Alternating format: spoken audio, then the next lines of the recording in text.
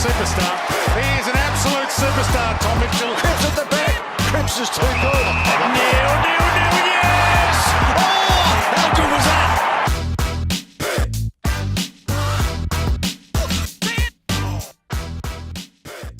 Johnny Furphy of the Indiana Pacers. Talk to us what it's like playing in the NBA Finals. Man, unreal experience. Yeah, it was really just had to pinch myself the whole time I was there. Such a special environment. Just being able to live out that dream of like, I've been watching it for so many years, and then being in that position, being involved, and being one game away from winning a championship was an unreal experience, and something I remember for a long time. You would never expect in your first NBA season to go, you missed the first round of the draft, and then obviously got taken in the second round by the Spurs, and then traded to the Pacers. We'll get to your journey shortly, but then you would never have thought from that position that you'd be in a Game 7 of an NBA Finals. No, not at all. And it's funny, like the whole year, I think everyone has the mentality of like that championship mentality, and it's always being reiterated throughout like trainings, like even from the beginning of training camp, coming out from that Eastern Conference Finals run before I got there, everyone had the idea that, you know, it was a fluke, and we didn't really belong there. So it was we kind of had a chip on our shoulder, wanting to prove everyone wrong. That was just the vibe that was just around constantly. And the fact that we were able to do it again and do more with it, it was such a cool experience, and especially for a young player like myself, it was like I learned a lot. So you would have been soaking it in, and you mentioned some of the players you play with: Pascal Siakam, Miles Turner, TJ McConnell, who is a really good friend of yours. We'll touch on TJ shortly, but Tyrese Haliburton. Tell us a little bit about Tyrese the person, and then also the player. It's hard to really put everything in a sentence, because I don't know, like he's just a genuine teammate. You know, he's just so sociable, always wanting to kind of, you know, make conversation, talk, encourage. But yeah, he's such a great guy, and very, very lucky to have him as a teammate. And hopefully I get to play with him a lot longer. And then what about him as the player? Is his preparation something that you look at, because he's having a star career today, unfortunate with the Achilles injury, but how does he prepare? Really, I guess the biggest takeaway would just be how consistent he is. Like no matter what, he's in the gym, he's doing the same routine. Treatment is just on another level, that kind of preparation. But yeah, I think he's just like a special player. Like there's so many times throughout the year where I'm just kind of watching and kind of admiring just his ability to kind of read the game and have that instinct is just like what makes him so good. So, yeah. And he was being called overrated throughout the season, but he clearly proved to the world that he's definitely not that. If anything, probably underrated. But talk to us about Game 7, NBA Finals versus OKC. Mm-hmm. He starts the game on fire. I think he hits 3 3-pointers, and you guys probably feel at that point you're in the box seat to win a championship, and then he does his Achilles tendon, ruptures it. What sort of emotion goes through the group when that happens? Yeah, it was sickening. Like it just sucked all the energy out of the air. And yeah, I remember to begin the game, so like seeing how he was playing, I was kind of like nudging my teammates on the bench, like, oh, this is his moment. Like this is about to be special. And then obviously with the injury, it was just like we'd witnessed a handful of Achilles throughout the year, which is just bizarre. But I kind of knew how the way he reacted. It was just like, it was serious. And yeah, it was, I think everyone knew how much that he meant to like our team. But everyone was, you know, giving their best effort on trying to, you know, not thinking about it too much, and like really just trying to focus on what we had. And yeah, we weren't able to get it done, but it was just crazy. Like that sport, it's just a matter of margins. And yeah. Because you guys were underdogs pretty much the whole season. You finished fourth in the Eastern Conference. No one gives you a chance in pretty much all the series you play in. You play against the Bucks, the Knicks, and then OKC. Cavs. Sorry, Cavs. It was Bucks, Cavs, Knicks, OKC. Yeah, sorry, I missed the Cavs in there. So what was it about this group with the underdog mentality where no one would give you a chance, and you have these incredible comeback games? We'll touch on a few of those games in particular, but as a whole, what is it about that group that just had this drive to just keep fighting and get these wins, which no one thought was possible. Yeah, and even during the year, we pulled some crazy wins out. Like, I don't know what it really was. I think it's just a big testament to like the coaching and just kind of instilling that culture of just like having that fight and obviously just not giving up, but it really just comes down to just like habits and just being like consistent with how we want to like approach the game. But yeah, absolutely. I think once we had a few of those wins where we're just like we have come back, we kind of have. It just gave us more confidence. Like no one. We kind of can tell when teams were kind of letting their guard down, and that was when we just kept fighting and kept grinding. It was pretty special to be a part of. There's so many comebacks that you could talk about. Buzzer beaters. Tyrese had a couple.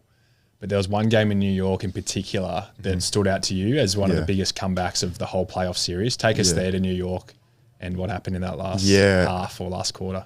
I can't remember what game it was, but pretty much we were down the whole game. I think it might have been like 17 or 20 in the last quarter. I'm getting warm because throughout the year you start to get a sense of how the games go, especially like a player like myself and there's a few of the other guys down the bench. You get a understanding of when you're going to get checked in and and that was just one of those games where we're getting ready, tying my shoes up, extra tie. I'm thinking I'm probably going to get in around the 3-4 minute mark.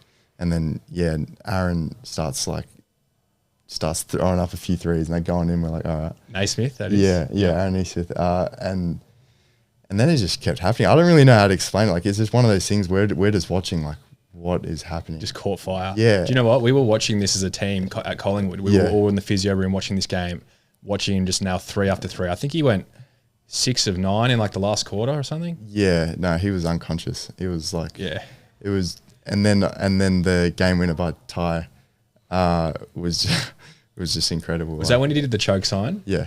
And that was to win the game or go to overtime? So that was, he had his toes on the line, so I would have won it. So the celebration. You'd want to finish with a win that game. The celebration was a bit premature, but we did end up winning the game. I remember just running on the court as he hit the game winner. It was just like, crazy. Like unreal. Yeah. Was that celebration spoken about in the locker room? Like, is there a bit of banter about going a bit early on it? Yeah, 100%. We all kind of knew because obviously, and Reggie Miller was commentating. Yeah. So it was just like such a perfect time for him to do it. But it's iconic. Yeah, absolutely. What about your season as well? So obviously for this stage of your career, you're coming off the bench mostly, but you had some great games towards the end of the season. You scored 17 against Orlando, 15 against Cavs, which must give you a lot of confidence moving forward to this year that you can play at the top level and score the basketball, which is what you do as a shooting guard. Yeah. It was a lot of ups and downs throughout the year. I started off playing at the beginning of the year because we had a lot of injuries. So I kind of just got thrown into the deep end. Didn't really know what was going on because I was just so new to it. And then as guys came back, minutes started to decline, and that's really just that consistent work throughout the year. It's like nothing really changed apart from like obviously getting on the court, but you're just being told every day to stay ready no matter what. And there are games where you get told, all right, your coach is coming to you, all right, you're in the mix tonight, you might get some time, and like it won't happen. And that's just like, I think that's just the life of like being a player, especially like a rookie. So it does get challenging just knowing that like you could get thrown in, and there's a plenty of times where I get thrown in third quarter, we're down by like 20 just to like give us a spark, like just to change it up. And so that was something I had to kind of get my head right, get my head ready for. If we're, I can kind of start to get a feel of like this could be, the coach might change something up, which is cool to know we've got a coach that is like not afraid to do that, to do things like that. And then obviously towards the end of the year, got some more opportunity in those games, which is cool. Just like anytime you get an opportunity, it's awesome. You can't take it for granted. That's so cool. What about? So you touched on when it is a difficult position to be in. You're coming off the bench. You prepare as if you're going to play. You're not going to play, but then you also need to get the work in to make up for not playing. So does your training load look bigger than the starters then? Or you have to go to the weight room, you have to go get more on court time to actually get the work in so you can keep improving? Like that, you must wear you down because you're mentally getting all the exhaustion from being in the game mentally, but then you got to do the physical work too. 100%. Yeah, I think that's a big misconception of if you're not playing, you're just sitting on the bench.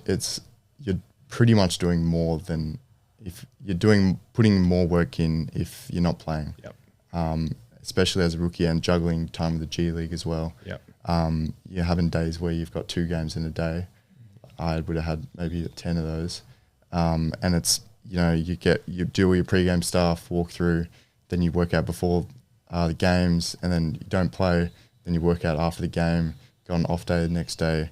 All the low-minute guys come in, work out in the weight room. And then you're on planes and going through time zones. You must be wrecked at times. Yeah, there are times where it's like it's pretty exhausting, but also it's like it's just a part of it. Like it's like you just got to prove yourself and gain trust of coaches, and I feel like everyone goes through those experiences earlier in their career. So definitely, it was all good experiences. Yeah. And Coach Carlisle is a basketball savant, I guess. He's won an NBA championship. Yeah. Obviously, very good at what he does. He's a genius. And talk to us about him as a coach who's been there and done that, and then tell us a story about he's just such a coach that he took you out on the golf course one day as well. Yeah. No, had a great experience with him so far. I think very just a basketball mind that you can just kind of pick, and he's always willing to, tell you stories and like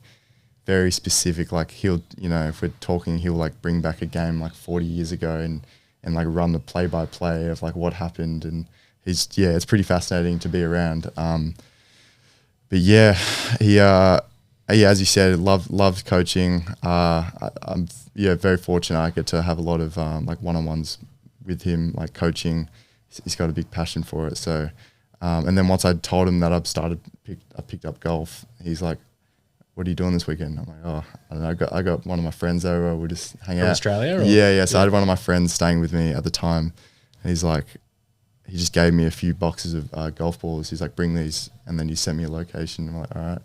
It was a bit like, "All right, we'll see." Like, and I don't know. Is he good at golf? Yeah. So he was a scratch golfer, and and then we went out and pretty much gave us like a 2.5 hour like coaching lesson of golf. Like we started at the putting green, chipping, and then we went out to the driving range. You're probably thinking, I just want to go and have a hack for 9 holes. Yeah, that's what I thought we were going to play, and then it ended up just being a full like teaching lesson, which was so cool. Yeah. Obviously my mate who was with me at the time, he was just like loving it. He's like, "This is just unreal." An NBA coach teaching me golf. Yeah, like this is unreal. Yeah. I want to go through some more of your teammates because off air we were touching on a few of them who are great players and great role models. Talk to us about TJ McConnell. Yeah, great dude. Love him. He's big personality. He's always willing to have some banter, and I think he does a great job of kind of bringing the younger guys along with him, whether it's just like in conversation or out to dinner. So pretty consistently on the road, he'll take a few of us out to dinner. Always got the tab, which always pays. Yeah, always pays, which is it is cool just to know you've kind of got that support and whatever. But yeah, he's also very, very happy to have him as a teammate. Yeah. He can seriously play. Yeah. I wonder if he sees himself in you guys a little bit. Like he's a player that has had to do it the hard way, being a bit of an underdog player, an underdog story, and now he's found a starring role, but still off the bench in a 6-man type role. But I wonder if he sees a bit of himself in you guys who are trying to fight and make your way through. Yeah. I think you're spot on. As you said, he's like just a fighter. And a lot of people don't really know what that means, like in terms of how like his journey went. But just like he had to earn and fight for everything he got. So to see him like really compete and like do what he has done in the past few years, it's pretty like encouraging for everyone else. And he's just a role model, like an energy maker for us. So yeah. Yeah, it was big time. Do you have anyone in your team that just kind of like really gritty, had to come out the hard way like that? Yeah, let me think. normally the top draft picks, let's just say at Collingwood, like, and you would have players in the league like this, like your Nick Dacos types. Yeah.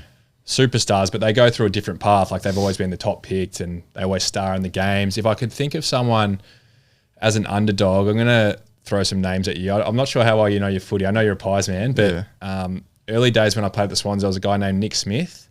He was an All-Australian, but you might not know who he was, but he epitomised exactly what TJ McConnell's like, in that he was all team, anything for the team, worked harder than anyone, like in the gym, like even the lighter sessions, getting a sweat up. Mm-hmm. There was a guy who's still playing for Hawthorn, Blake Hardwick. He's cut from the same cloth. You know, he doesn't need the attention. He's not a very well-known name, but he's someone that just will do anything for the team, works hard, plays a role, but doesn't need to be celebrated. Like I think there's something really cool about that. Yeah, absolutely. And then who would I say at Collingwood? Yeah, there's a few guys like, you know, Isaac Quain was a really humble guy. He's a really humble guy. Who are your favourite players in the AFL, by the way? That's a good question. I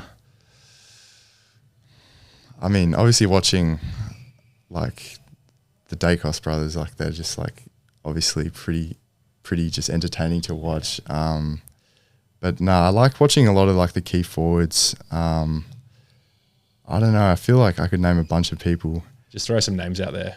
Throw some names out there. Any team. Yeah, I like Brody Grundy a lot. Yep. Trying to think now. Jeremy Howe. Yep. Definitely. Sirioli. Yeah. It was awesome. Good one. Yeah. So the guys that can run and jump and take a mark. Yeah. Obviously, Buddy Franklin.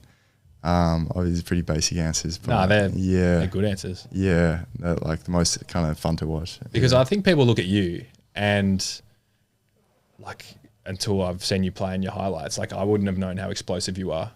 Have you always had that explosiveness? Because some of those, let's talk about the poster dunk in some league. That's pretty insane. Yeah. But you've also had some big dunks in the NBA. Have you been born with that ability or you've trained it? I'd say a bit of both. Yeah, I think it's kind of gotten more as I grew.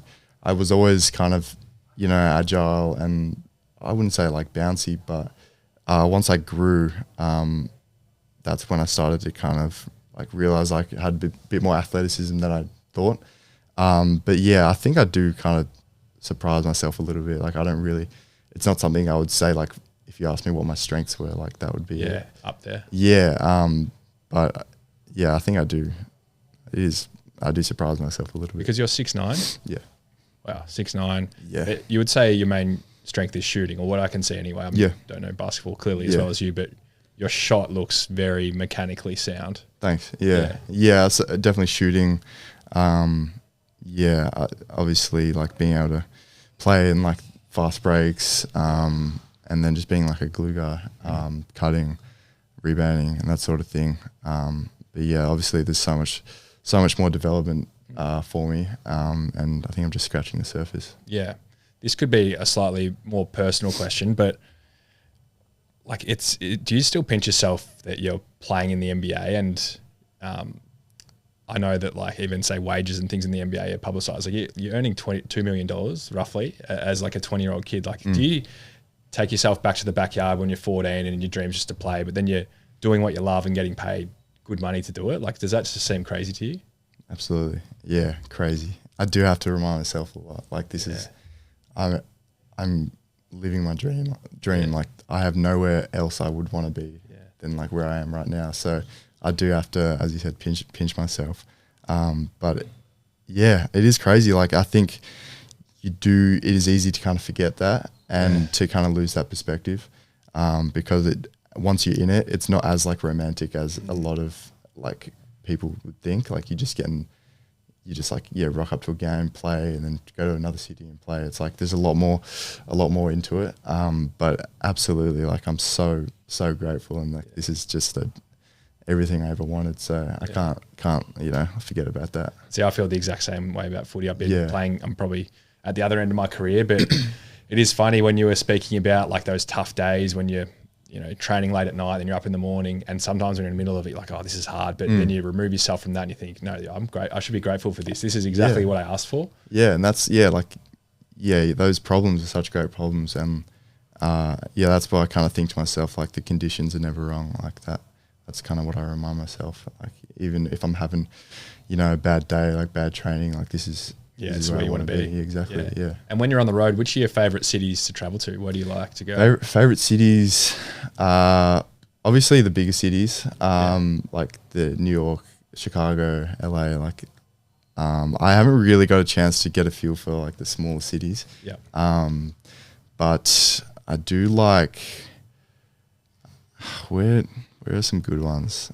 Toronto. Toronto's cool, is it? Toronto, yeah, everyone loves Toronto. Like they just. Did the guys like on these big away trips? I've spoken to Giddy about this before, but when you get to say New York, Miami, the guys sort of pick a time in the schedule. Like, boys, we're going out together. Like in those bigger cities, like you'll head out for a night. Yeah, it depends on the schedule. So if you don't, if it's back to back, probably not. Yeah, and well, usually like 90% of the time we're flying out the night after the game. Oh, okay. So if we have, say, if we've got another game like in a similar area, we'd stay the night, and that's like usually when people get to like go out and like hang out with each other. Because you still need a life. Like you're playing basketball, almost a game every couple of days. Yeah, but you still need to find time to live your life, don't you? Otherwise, it just wears you down. Exactly. Yeah, and I think people forget about that as well. Like you got to have a balance, and obviously you got to be smart, but yeah, there's a balance. Yeah. Let's talk about draft night because I've seen vision of the suit. You kitted up nicely. You were projected to go first round, and you were there with your family. It was in Brooklyn, I believe. Yep. Yeah, the draft was in Brooklyn, and I think I've heard Coach Carlisle say as well. They expected you to go. They had you rated as pick 14 around that mark, and you ended up sliding to 35, which is a huge win for the Pacers. But talk to us about draft night. Was there disappointment about missing out on the first round, or was there more gratitude for just being drafted when you went at 35 to the Spurs and then traded to the Pacers that night? There's both. Yeah. In the moment, it is hard to kind of articulate how it was like just the build up and anticipation, all the pre-draft workouts, all the meetings, interviews. You're getting so many different things from agents. You're hearing this, or this team likes you, this team has you at like their second pick right now, or whatever it is. That build up of, and also I flew my family and friends, all came out. So it was such a massive event.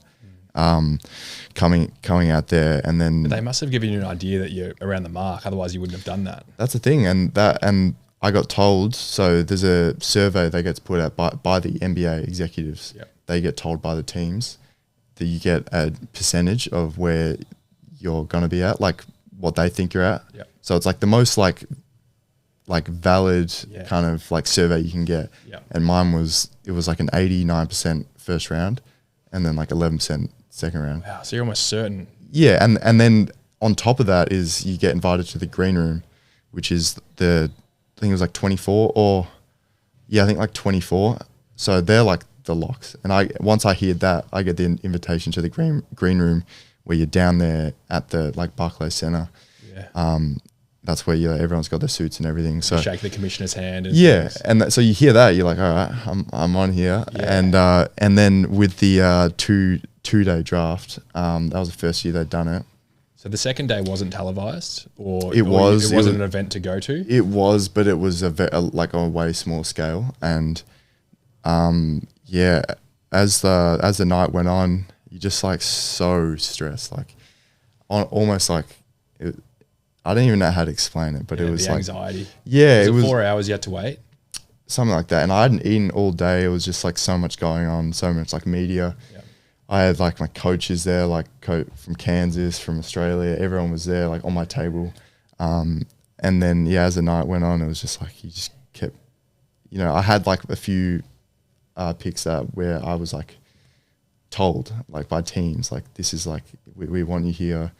And I wonder if they play games, because I know this happens in the AFL where teams will play games with teams and players and say, we're going to take you here to sort of get what they really want in the background sometimes. Yeah. There definitely is a lot of that going behind the scenes. And a few guys weren't picked where everyone thought they were going to be picked in the top 10, and that kind of just like bumped me down the pecking order. So and I'd only worked out so if you don't know, you work out for teams. Yeah, how many workouts did you do? I did 9. Yep. only in like the top 20. So, and that, so those, there's so many indicators pointing towards that. Yeah. And, then you kind of, it wasn't, as the night went on, you just kind of hearing it like pick by pick, starting to get a bit more nervy, bit more anxious. I'm kind of like looking at my agent, like what's going on? And even he's probably thinking the same. He's on the phone, just like making calls and stuff, and it's just like kept going on. And then once probably like pick 25, I'm like, oh, this is not good. Yeah. Like, this, I don't like see this going well. And and then after, any other year I would have been picked 10 minutes later, but because of this new setup, I just left. I was like, once it ended, I remember just like so many emotions. Like it was just, it was crazy. And then I got a few of the, like, I don't know who it was, but they like came up to me. It was like people who worked for the NBPA. They're like, oh, Adam Silver wants to come talk to you, like at the back. I'm like trying to hold in tears, like what, like, and then I go behind the stage, and I don't even remember what he was saying to me, because it was like such a crazy experience. But he was like this, if I remember correctly, he was like, oh, this is, this happens to so many players. You're going to be a great player, like that sort of thing. And then, we went out, had to go back to the hotel, just so flat. Like I remember, I don't know what it was. Like I started feeling like sick almost. Like I had like my headache. I just got a headache, got back to the hotel room, started like throwing up. Like I was just it's like I unlocked a new emotion. Like it was, wow. Yeah, it's kind of hard to explain what it was like. And then just that, like the build up of having all your family there, and then just like, even though it was such a great place to be and like so fortunate to be there, just having that build up and then like being empty handed. I can see how you see it both ways, because you've got this experience where you've got all the people who've helped you get there, and you want to celebrate in that moment with them, and then you've also got what comes the next day, which is ultimately more important. And what it's almost like in the AFL as well. They always say to us when the new draftees come in, it's like, boys, it doesn't matter what draft pick you are now, you're all in the same 100%. Same level. So we're all here together. And this makes you feel a little better. I've heard stories, and I've had friends who have been told they're going to be drafted to the AFL, and they've had mini draft parties at their house. I won't name who they are, but family, friends being told they're going to be drafted by an AFL club and then not even being drafted at all. Yeah. So I guess your dream still well and truly came true the next day. Let's pivot to that, because that's the real positive side where your dream comes to life. You got picked up by the Spurs, and then did you know you were going to the Pacers? Yeah. So we following day, it was like, I think it was like 3 p.m. the next day. I was just in my hotel room, just like sitting down. Everyone who was there that night, we were in my hotel room, we're just watching on TV, and just like seeing your name, like it was like best available, like Johnny Furphy, and it was just like seeing it on the TV. Cool. I was like, all right, well, this is kind of weird. And then I got a few picks went by, and then my agent was like, so the Spurs are going to take you, but the Pacers traded up for you. And then I was like, all right, that was it. Like, and then I got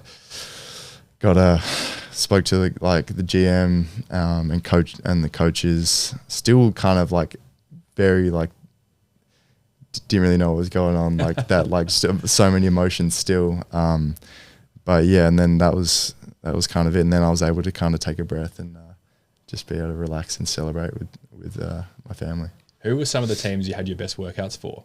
And did you think you were going to be somewhere else? So I was it was LA, Orlando, or Cleveland, I think. LA Lakers?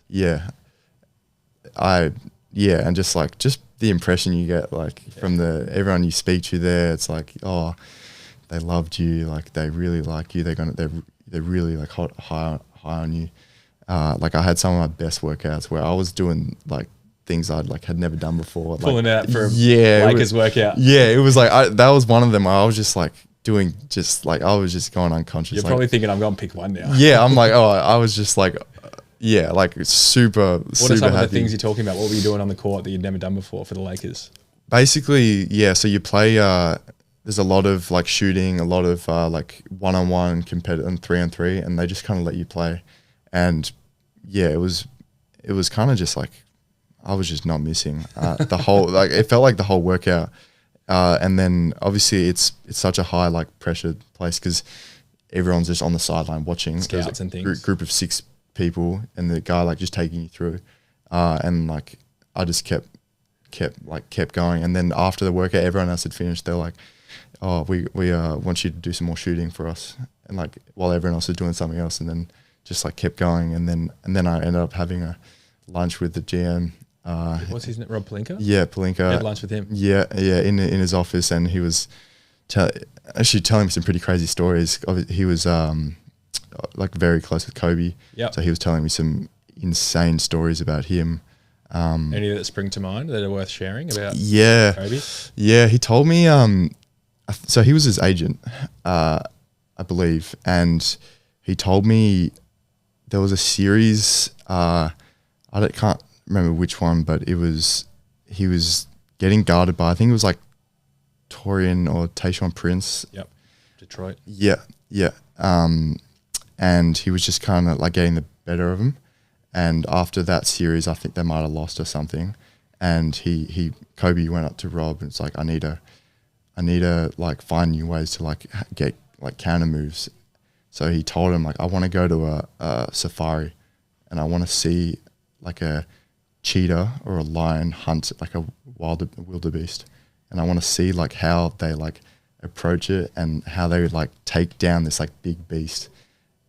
So they went out to like Africa in an off season, and basically just like was able to like watch, and he would like study the way that he kind of like maneuvered around this massive like beast, and somehow got takeaways on how to like kind of leverage yourself and like use that physicality against like a bigger defender. I've never heard anything like that. Yeah, and I was just like listening, like, yeah, like, why are you tucking into a sanger? Yeah, I'm like, and yeah, I guess like that's just who he is as a person. Like he's just that goes to show. I'm actually reading his book at the moment. It's called Showboat, and I'm about halfway through, but you can already see from a young age this mindset he has, this like insane will to win. Like it's almost like it's a win at all costs. Like nothing else matters.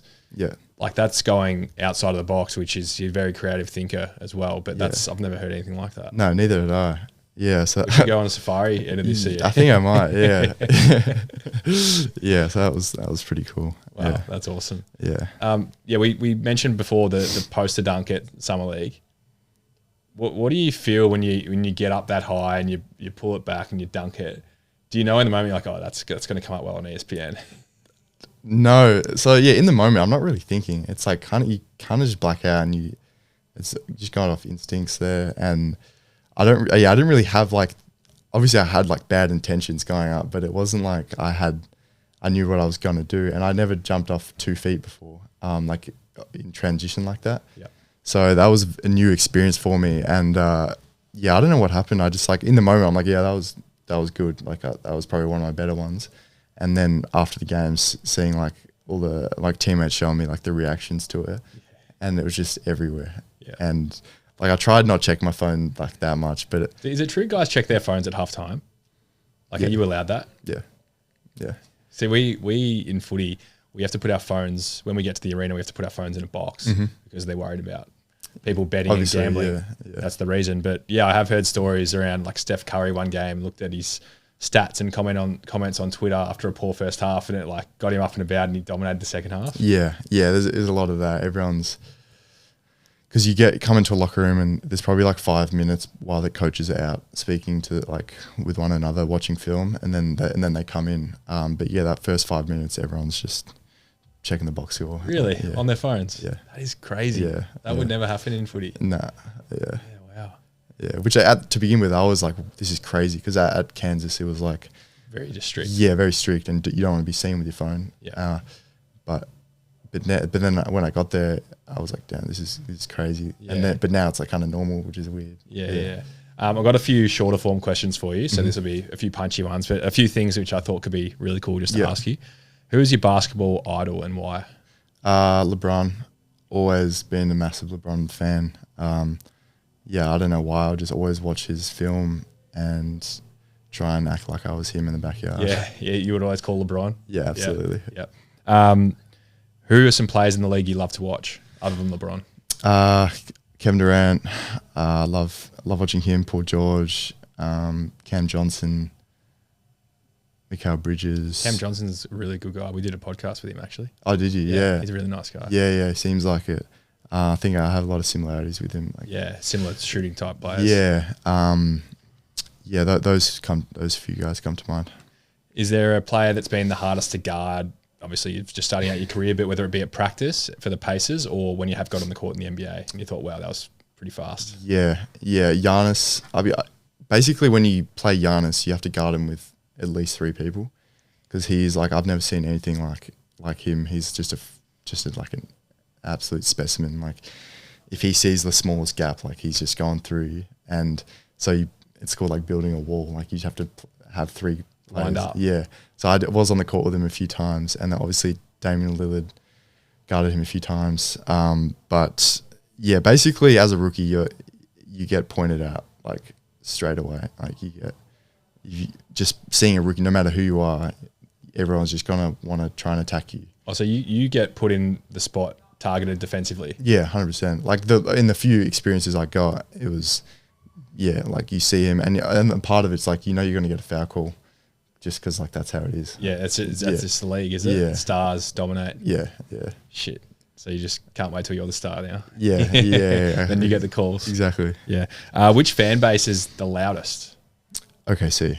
Yeah. Really? That was the closest, that in the finals, that was the closest thing I'd experienced to college.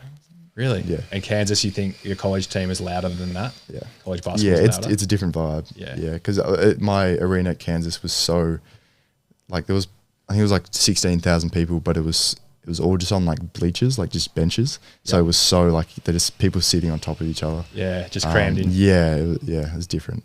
That's really cool. Yeah. I had one other I was going to ask you. Oh, just tell us about Indiana as the basketball place, because it's renowned as a basketball city. It is. When NFL, you would say, is probably the biggest sport in America. Yes. Well, close, but yeah, I don't actually know. Probably, yeah. but Indiana has the Indianapolis Colts as well. Yep. But you would say the Pacers are the team of the town. Yeah, it's you can just get that sense of just like people love, and it's nothing I'd experienced in Australia. Like people are just crazy about sport there. Like on the streets, you're getting recognised flat out. Yeah, there's not anytime I go out, like even just a rookie like me, like people just know who you are. Wow. And so it is very cool to have that support, and just know that there's so many people like who are rooting for you. Yep. But yeah, as I said, it's different over there. Yeah. You gotta go there to experience it. Yeah, no, I'm keen to get to Indy. We're heading to the States end of this year, and I reckon next year we'll have to put Indy on the calendar. Come watch you play. Yeah. Last question for you. So I'm not sure what you like with your basketball trivia, but I was looking up Statmate, who help this podcast a lot, and they do some really cool things around basketball stats and things like that. And so I've got to guess the player for you. Okay. So I'm going to pick a player that I think you will like. Okay. Because I think he's similar type player to you in a way. I'm going to go point by point, and they're going to give you more hints as they go. But this is pretty tough. So just tell me when you need the next hint. So the first hint is, in the 2024-25 regular season, I averaged 25.6 points and 7.1 assists. You can have a stab in the dark, or you can just go next. 7 assists. 25 and 7. Very broad. So if you need another clue. Yeah, all right. Well, give me another one. Okay, I'm a 4-time NBA All-Star. I was drafted out of Kentucky. Shea? Not Shea. That's all right. We'll keep going. I'm the youngest player in the NBA to have a 70-point game. Oh, Devin Booker. Devin Booker. Yeah. Well done. That's pretty good. So you've got that assists, quick. yeah. We did this with Dyson and Giddy the other day. Yeah. You got it quicker than them. Good, You got them covered. I didn't realize as well, he's the Suns' all-time leading scorer already as a young player. Well, he's not young, but Yeah. He's. I also love watching him. Yeah, he's Always a pure loved watching scorer him. like yourself. Yeah, he's a beautiful player to watch. What about, so you obviously have aspirations to play for the Boomers, Yeah. and you'll be playing against Team USA one day. Have you integrated into Boomers camps, and when we next play, do you aim to play in the next Olympics? Yeah, that's a massive goal of mine. I've never been a part of any national team stuff. which comes as a surprise just because there's so many like junior teams which I was never involved in and never made any of the teams. So being able to do that for like playing in the senior team as my first time would be so special. So next Olympics is a massive. Where is the next Olympics? LA. Wow. And then Brisbane, the following one. Really? Yeah. So if you get a home Olympics, yeah. Bring a gold home in the home Olympics. I know. And I've already like started talking trash to like Tyrese and stuff. Like well, he'll be playing because all the older guys, LeBron, KD will probably filter out, and Tyrese will probably be one of the main guys there. Yeah. What are you saying to him? Well, like just like your basic stuff. But I'm just going at him like he doesn't realize how much of a squad we'll have by then, and it'll be competitive. I think this new like generation of like young guys coming through is going to be like some of the most talented we've ever had. So it's exciting time to be Australian basketball. 100% it is. Johnny, thanks so much, mate, for your time. I know you're flying back home tomorrow, so thanks so much for jumping on the Ball Magnets pod. We're really keen to follow your career. We're going to get to Indy, I hope, next year. We're keen to come and watch you play, and really keen to follow your career, and hopefully get you to a Pies game when you're next over as well. Absolutely. Thanks for having me. Good man. Awesome. Thanks, Johnny. Yeah. Cheers, mate. Thank you.